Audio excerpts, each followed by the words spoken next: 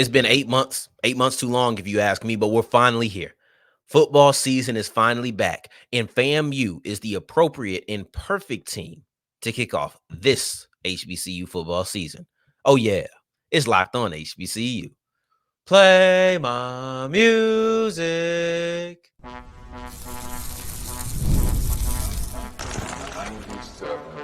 You are Locked On HBCU, your daily podcast covering HBCU sports. Part of the Locked On Podcast Network, your team every day. What's going on, family? Welcome back to another episode of the Locked On HBCU podcast, your number one daily one-stop shop for everything HBCU athletics, Monday through Friday, part of the Locked On Podcast Network, your team every day. And I, of course, am Darian Gray, a.k.a. the Mouth of the South, Texas Southern alum and former TSU Herald Sports editor and current contributing writer at USA Today's Saints Wire. Thank you for going on this journey with me, making Locked On HBCU your first listen of the day every day. And remember, just because the mic cuts off does not mean that the journey's over. Just means it's time to follow me on Twitter at South Exclusives. Starts with an S and ends with an S. Today's episode is brought to you by FanDuel. And now, through September 22nd, all FanDuel customers can bet $5 and get a 3-week trial free of NFL Sunday Ticket from YouTube and YouTube TV. Visit FanDuel.com/lockedon to get started. We wrap up today's episode with a look at North Carolina A&T and the adjustments that they're looking to make to their football team on the offensive side of the ball. But we kick it off with the MEAC SWAC Challenge. Y'all already know. It's FAMU versus Norfolk State. In segment 2, we'll look at Norfolk State in their quarterback battle because we have an answer to who their starter will be, even though the route they got to it was extremely unconventional and unpredictable. But we kick it off with the Rattlers. Oh, my God. Y'all don't understand. We have football back. Maybe you do. Maybe you do. We have football back. And I know they say Christmas is the most wonderful time of the year. I'm not a big Christmas guy. I hope I didn't butcher those lyrics. It's one of the most popular ones. I don't think I butchered it. But, like, they say it's the most wonderful time of the year. Like, that's what this is for me. From July, when I'm getting in a training camp with my pro teams, all the way down to February, when you're talking about the Super Bowl. And in between that, obviously, the entirety of the college football season happens as well. This is my time. This is everything, right? This is when I love doing the show the most. This is when I love just taking my weekends out. This is the time for me. I'm just being real with y'all. And if we're looking, right, let's calm down, because I'm trying not to I've got to contain my emotions. But if we're looking at the season, FAMU is the perfect and most appropriate team to kick off this football season for a couple of reasons. And number one, not just FAMU fans, but the entirety of Black college football fans are looking with big binoculars. And binoculars is the term I want to use. It's a microscope. That's the word I'm looking for. That's what I'm looking for. FAMU is the appropriate team to kick off this HBCU season because everybody is looking at the Rattlers through a microscope, trying to look at every single thing they do. I got 3 big reasons on why them kicking off this season on national television just feels right. And it's the first game. That's the important part. Number one, they have a lot of recent success. They have a strong fan base. And then also, everybody wants to know what's going to happen with them. And trust me, all 3 of those things come into play because there's not 3 teams who create more intrigue going into the season than FAMU. If we're talking about on a national scale, you may care about your team more, but please understand that the person next to you probably doesn't, unless they're also a alum. Everybody cares about what's going to happen with FAMU this year. You got some people who've been sitting here waiting for FAMU to fail, and they feel like because Willie Simmons left, the opportunity is now. And you have a bunch of FAMU fans who probably sitting there thinking that everybody feels like that, and they can't wait to tell you, I told you so. But let's look at the 3 factors that I broke down. Recent success, strong fan base, and then also everybody looking at them because everybody is curious. Let's start off with the fan base themselves. Strong fan bases make national television games better. That's just facts of it. It looks better when you have an engaged fan base. It looks better when you have a fan base that pops out. And trust me, FAMU is going to do that. And then here's the other thing. FAMU has a fan base that is very vocal. And if you have if you have 3 FAMU fans in front of you, it can feel like 15. And where they're going against you, it's annoying.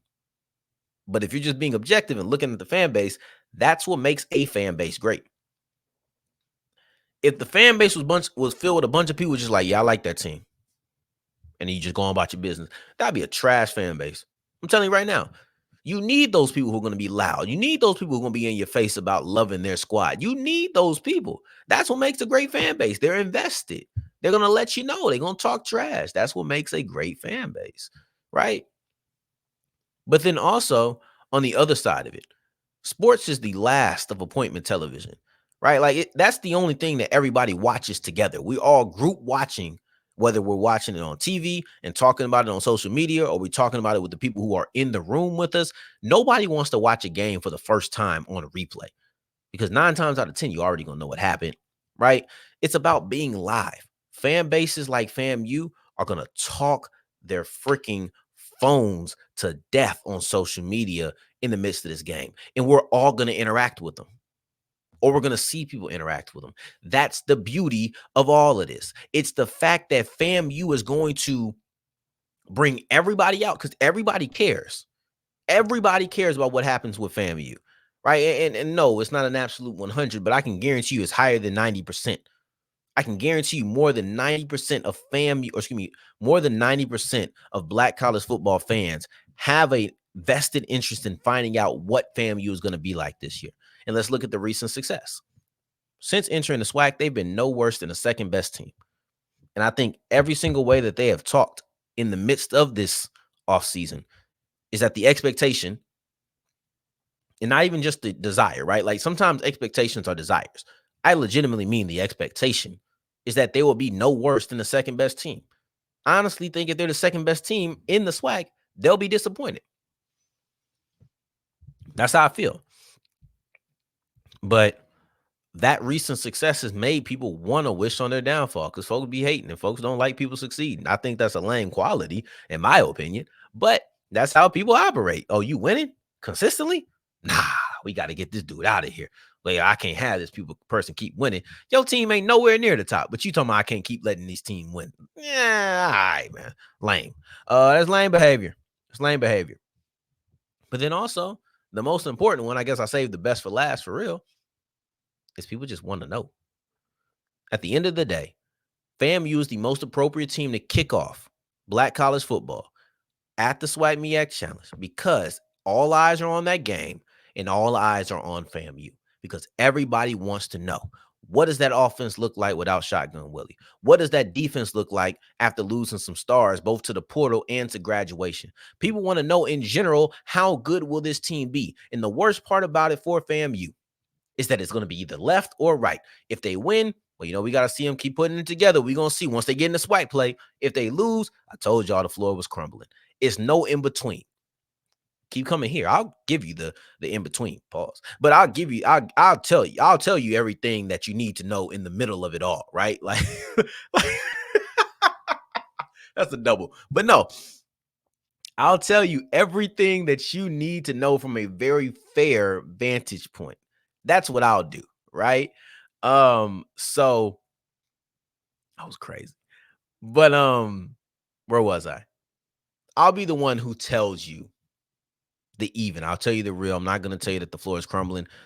I will probably lean more towards you need to wait, because I need multiple games. That's just how I am. I remember seeing players who had a great year. I said, do it again. I'm a very much strong and firm believer in repeat performances, but whatever. That's just my prerogative. Just so y'all know. But if I like what I see, I liked what I seen with Jackson State, and I came out and I said it. Did that mean I think that Jackson State was going to be the best team again? No. But what it meant was, in that one game, I liked what I saw. I will not diminish what happens with FAMU just because I need to see more. I will tell you every step of the way how I feel about the Rattlers. That's what I did with Jackson State. I'm going to do that with FAMU. I just think that that's fair, in my opinion. With Simmons was a difference maker. He was a decider, because he made the calls on timeouts and challenges and key decisions. He's not there for that. On the offensive side of the ball, who knows if this is just a template? Are we going to go ahead and put that in there? Whoever's with them or who's ever in that mix, who's ever running that system, they'll be able to just immediately get the best out of players. I don't know. There's certain schemes that do get the best out of coaches, just like there's certain schemes that get the best out of players. Maybe Simmons and his scheme is going to get the best out of whoever is going to be the play caller. I don't know, but I know I want to find out. At the end of the day, there's not 3 teams who cause more intrigue entering the season than FAMU. And I kind of feel like I'm being generous at 3. Really, FAMU is my 1. It's not 3 teams who I'm more interested in seeing how they turn out. Not I want them to succeed, just how do they turn out? But you know what? How about Norfolk State? They got a new starting quarterback. It's not Otto Kuhns, and it's not for the reason that you may think. Let's explore all of this as we continue with Locked On HBCU. Today's episode is brought to you by FanDuel, and football is back, and I know you're happy about it because maybe you wasn't trying to put any money down on the WNBA. Maybe you wasn't trying to put any money down on MLB. Maybe you've been waiting your time so that you could have the NFL back, so that you could have college football back. And you're saying the sports aren't sporting the way they used to. I've been saying that for a month now. They're sporting the way that you like them to sport now. I'm happy to say it. Put some money down on the NFL. Put some money down on college football. Matter of fact, put down a $5 bet and you'll get a 3-week trial of NFL Sunday Ticket for free via the YouTube or YouTube TV. All you have to do is visit FanDuel.com/lockedon. That's FanDuel.com/lockedon. And you'll be able to get that 3-week trial with a $5 bet. As we continue rolling on today's episode of Locked On HBCU, I appreciate you for making this your first listen of the day every day. For your second listen, make sure you're checking out Locked On College Football. College football is back, and the Locked On College Football podcast kicks off the action with a live season premiere at 7 p.m. Eastern on Tuesday, August 20th on the Locked On College 24/7 streaming YouTube channel. This 4-part series covers each of the 4 major conferences with discussions on which ACC, Big 10, Big 12, and SEC teams have a shot at the expanded college football playoffs. Be sure to check out this special streaming on Locked On College 24/7 YouTube channel or Amazon Fire TV, part of the Locked On Podcast Network, your team every day. We'll be live on Friday at 7 p.m. Central. We don't have a guest this week, but we'll be breaking it down. I told you guys, every single Friday, we will be live every single Friday. And this is actually the last Monday we're going to have a morning show. We're going to do evening shows every single Monday and Friday for the entirety of the football season. So I'll keep reminding you guys about that because I think it may take a little bit before you're accustomed to it, but I will make sure that you are used to seeing this. You may also have to get used to seeing Jalen Daniels starting for Norfolk State. He's a transfer coming in from the JUCO ranks, but he's going to be the starting quarterback for at least the next 4 weeks for the Norfolk State Spartans. And the reason I can say this for 4 weeks is because Otto Kuhn is out with a suspension related to academic reasons, right? But Otto Kuhn is out due to suspension, and that gives Jalen Daniels as basically a 4-week, a 4-week audition for this. This is what it is. I did a segment about 3 weeks ago at the end of July about the under the radar quarterback battle that was happening out there at Norfolk State. And I remember my tagline. I love the tagline. That's why I remember it. My tagline was that Otto Kuhn may be the first team preseason all MEAC quarterback, but he may not even be the first team quarterback when the Spartans come on the field in week 1. That was the essential tagline and the basis of that conversation. My everydayers, I know you remember. So for an everydayer, Jalen Daniels being a starter, that's not shocking. That's not stunning. That's not something we couldn't have seen coming. Instead, this is something that we were aware was a true possibility. However, I don't think any of us, unless you had some real insight and you already knew, nobody without the inside information could have predicted that Otto Kuhns will be suspended. And that's the reason that Jalen Daniels will have that week 1 opportunity. It does sound like, to me, from the words of Dawson Odoms, that if Otto Kuhns was available to play, he would play. But here's the beautiful thing about it, right? And this is not, I don't want to be disrespectful to Kuhns and what he's got going on. But Jalen Daniels has a 4-week audition to say, I'm the quarterback who should be starting for Norfolk State. And I don't think it's impossible. I've heard the other words that Kuhns has said, or excuse me, that Odoms has said about Kuhns. We look at it. Let's look at this, right? Before we get into the exact of the suspension. Jalen Daniels will start against FAMU because Otto Kuhns is suspended for academic reasons, and we'll get into that in a second. But he has a start against FAMU, and then the following 3 weeks as well, he will be the starting quarterback as long as health permits. To me, this is 4 weeks to prove that you're the guy. I don't think it's impossible. I've heard what Dawson Odoms has said about Otto Kuhns. I've heard him talk about the decision making. I heard about him talking about iron sharpening iron. Yes, I'm curious if Jalen Daniels starting in that open portion that media was able to see is related to the suspension, because I know they knew about it for a while, and there's a chance that said Daniels needs to get reps with the first team, because if he does, then he'll be able to be prepared for week 1. But let's go through the first 4 weeks. Norfolk has FAMU, East Carolina, Virginia State, Hampton. I don't care how we got here. I don't care if he won the battle flat out. I don't care if it was close and the suspension happened. I don't care. What I care about is the fact that Jalen Daniels is now the Norfolk State quarterback. And over the next 4 weeks, when he faces FAMU, East Carolina, Virginia State, and Hampton, he has an opportunity to make sure those are not the last 4 games that he starts for Norfolk State. That's the mission now. We can talk about Kuhns' suspension and all of that, but what matters is, while Kuhns is out, his job could be taken. It's happened before. I don't think this is in a safe. I think that this is a job that can be stolen. That's my opinion, right? But yeah, that's how this suspension really shifts the conversation. It does make me curious, like I alluded to earlier. It does make me curious on whether or not the competition was a competition, or if Jalen Daniels was just getting these reps because of the fact that we knew Kuhns was going to leave. We knew Kuhns wasn't going to be around for long. Like maybe that was the case. They both could be true. Maybe it's a true quarterback battle. I'm leaning towards it's a true quarterback battle, but it was also Otto Kuhns is to lose. That's where I'm leaning to. This is what head coach Odoms had to say about the Kuhns suspension. He said, it comes from so many hours that you need to pass for the previous season. That to me relates this to the FAMU debacle that they had against North Carolina. What? That was 2022? Yeah, that was 2022. That's what this kind of reminds me of. To me, this reminds me of, okay, you have a player who didn't take care of the courses that he needed to in the spring semester, in the summer semester, and now he can't play. Because you're talking about it comes from so many hours that you got to pass the previous season. I don't know the exact numbers and whatnot, but essentially athletes have to have a certain amount of credits to play in the season coming up. I'm going to assume that not only did he not have the credits, he probably wasn't close, and that's the reason he had a 4-game suspension. Or he was, or not, maybe he just didn't hit the credits. Now I'm thinking about it, it's not even, doesn't matter if you're close or not.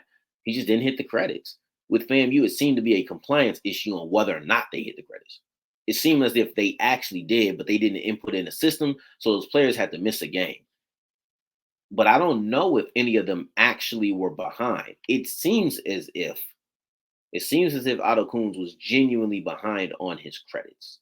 And when that's the case, you can't do nothing about it. This is something that Coach Odom said as well. Quote, so we did some things to try to put him in position to see if we could get that reduced, and it didn't happen. But at the end of the day, he understands it, and we understand it. That's the hand you're dealt, and you move forward. That sounds like a person, or that sounds like a coach who That sounds like a coach who has known about this for a minute. So once again, it begs the question. I'm sorry, I'm going to ask this again as we wrap it up. If you ask me, I'm curious if Jalen Daniels got those snaps because we knew the suspension was on the way. And then I become curious of what did he do with those snaps? Obviously, he performed well enough for you to be comfortable. So now I ask, how safe is Otto Kuhns' job? Because for the next 4 weeks, there's nothing he can do. For the next 4 weeks, Jalen Daniels is the starting quarterback at Norfolk State University. Against FAMU in the SWAC MEAC Challenge, Jalen Daniels will be out there with the first team. Jalen Daniels will be the one trying to lead them to victory. As Norfolk faces FAMU, East Carolina, Virginia State, Hampton, if Jalen Daniels performs really well, I don't know if Otto Kuhn comes off. I don't know if Otto Kuhn comes back on the field. I don't know if Jalen Daniels performs well if Otto Kuhn comes back out there, because there is a legitimate chance that Daniels just performs better than Kuhn did last year. And I don't think that's a crazy thing that could happen. So it'll be very interesting. I can't wait to watch it. Yeah, I feel like there's more. I feel like there's something I'm missing here. It shifted the conversation. Yeah, they've known about this. I've hit all my bullet points. So let's progress forward and look at North Carolina A&T, because they're going to give their offense a boost with some critical moves. And quite frankly, I don't know how much worse it can be than last year, but I think that these are smart moves to ensure that you don't either stay even or dip a little bit further. Today's episode is brought to you by eBay Motors, and it's the only place that I would send you for any of your car troubles or any of your car upgrades, right? I know somebody who's been working on an old car for years, and if you know about people who work on old cars, it's a project of love, and it's a project of that feels everlasting. And he goes to eBay Motors for every single one of his parts. I can't remember exactly what car that he has, but whatever your car is, all you have to do is put your car into the My Garage section. Maybe it's an '01 Honda Accord. You want to fix up your '01 Honda Accord, or maybe you want to do something up, right? Maybe you want to do something up with it. Go to eBay Motors. They have the guarantee fit only for U.S. customers. And if it doesn't fit, you get your money back guaranteed. So there's really no risk. They're guaranteeing you that is going to fit. And they have over 120 million parts. So I know that they'll have whatever it is that you need for your car, from LED lights to alternators. All you have to do is go to go to ebaymotors.com. That's ebaymotors.com. Let's ride. As we're wrapping up today's episode of Locked On HBCU, I appreciate you for making this your first listen of the day, every day, making it all the way to segment 3. And I thank you 2 times for that. Thank you. Thank you. North Carolina A&T is looking to give their offense a boost with some critical moves. So I'm going to make this very brief, because A&T's offense was bad a year ago. A&T's offense was simply bad last season. They couldn't throw. They couldn't throw the ball. And it's funny because A&T's had this little revolving door of quarterbacks for the last 2 seasons. And now they have a couple of guys that they're looking at Kevin White, who's a holdover from last year, the only one at that. Then you have Justin Fomby and Noah Sanders, who are a pair of transfer guys. I would say that Fomby and White are the 2 guys that you should really be keeping your eye on as far as being the starters, because and then you have Braxton Thomas, who is coming in as a true freshman. But I listened to Vincent Brown talk, and he says this, I quote, "Of course, if you have a bona fide superstar quarterback, you play that guy. You know he's going to give you everything you need to win, and win a lot. We were not at that point last year, and I don't know if we're at that point yet, but I think we can win with the kids that we have. Kevin has a year of development under his belt. Justin is a veteran quarterback who has played a lot of collegiate games, and he has been a great mentor to Kevin and the other quarterbacks in the room. So I think it's going to be a win-win situation for us." To me, the fact that he only named 2 quarterbacks by name, those are the top 2 quarterbacks. That's how I feel. Sanders is a redshirt sophomore. Thomas is a true freshman. They're still young. So if Fomby wins this, you still have a chance to come in and fight. But to me, this feels like Kevin White, and it feels like Justin Fomby, just from how he's talking. And one thing I thought that was interesting, because they did bring in the former Texas Southern OC. They brought in David Marsh. and a change in system is what Brown is pointing to. And I thought that was fascinating. He said it's always a team effort. When you lose, you win together, you lose together. But each facet of the game has to be able to perform at a championship level for you to win. And there are some things that we just weren't getting done schematically, offensively. It was not a lack of talent. I thought we just needed a change. He goes on to talk about how it's night and day. But those last two sentences, it was not a lack of talent. I just thought we needed a change. That's interesting because you got some of the similar pass catchers, wide receivers, and tight ends. You got one quarterback holdover. You do have some change there. I think it was smart to not bank on the entirety of your offense getting better with a different system. But nevertheless, this is where he's pointing at. He's saying, okay. And when I say point out, I don't mean pointing fingers. I'm just saying that's the point that he wanted to address. He's pointing at that and saying we have to fix that over fix this. The roster isn't overly overhauled. You got a new offensive lineman coming in, a big dude out of I think it's Georgia Tech. You got an offensive coordinator coming in. You got a new quarterback. That's solid. I like Kenji Christian. I like Wesley Graves. Maybe you feel like you can run down their throat next year, and you just need some competent quarterback play. I'll be very interested to see what North Carolina A&T does, but what I can tell you is that they did check a couple of boxes that are key when trying to transform your offense, and that's offensive line, even if it's just one guy. They did get a lot of offensive line in the recruiting national signing during national signing day, but they're probably going to roll back half the offensive line. I would say that's what it seemed like in the spring. You're bringing back the majority of your offensive line except for Tariq Stewart and one other guy whose name escapes me at the moment. But it seems like you're bringing in a big name recruit to fill one of those voids. You're going to roll it back with 3 offensive linemen from the last year. And overall, you're saying to yourself, I'm going to run the ball down your throat. I'm going to have a better offensive scheme. My quarterbacks and wide receivers are going to play better because the scheme is going to kind of fit them a little bit better. And we'll see. We'll see. Like I said, it can't get too much worse than last year. But tomorrow we'll be back with some more Norfolk State news. Excuse me. We'll be back with some more Norfolk State news on tomorrow's episode. We'll be talking about how they're flying under the radar. But in the meantime, between time, until next time we hear each other, family, take care, stay blessed.